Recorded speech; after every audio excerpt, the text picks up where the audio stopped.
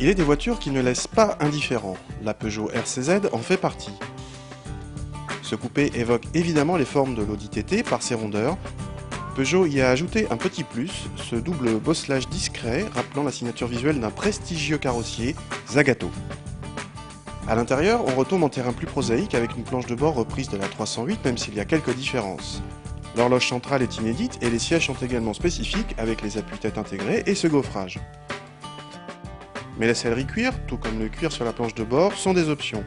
Il en va de même pour le GPS, la sono haut de gamme JBL ou ses belles jantes de 19 pouces, et même pour les phares et essuie-glaces automatiques. Mais il faut bien avouer qu'ainsi présenté, le RCZ se montre plutôt flatteur en qualité, mis à part quelques détails de finition. Un petit tour à l'arrière et on retrouve le clin d'œil à l'Audi TT, les deux places sont rikiki, presque impraticables. Le dossier peut se rabattre depuis le coffre, qui au demeurant est plutôt accueillant avec ses 321 décimètres cubes.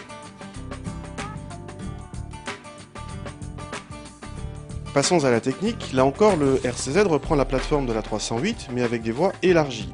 Sous le capot de notre modèle d'essai, on trouve également un moteur bien connu dans le groupe, le 1.6 THP de 156 chevaux.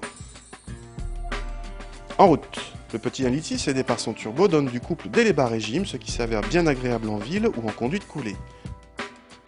Et quand vous vient l'envie, le moteur ne rechigne pas à monter jusqu'à 6000 tours.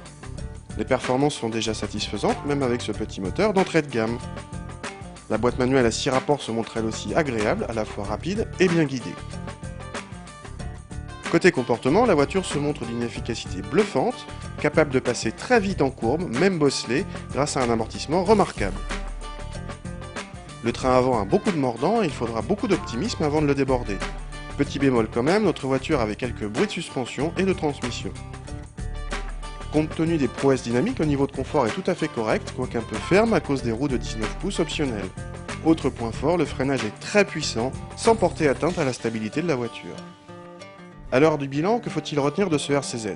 Qu'il a une gueule, c'est déjà beaucoup, et qu'il se montre à la hauteur de sa vocation de voiture plaisir. Le châssis est excellent, le moteur agréable, et pour peu que vous mettiez la main au portefeuille, vous aurez même un habitacle à la hauteur. Le tout nettement moins cher qu'un TT. En tout cas, ça fait plaisir de voir un constructeur français nous faire une voiture plaisir.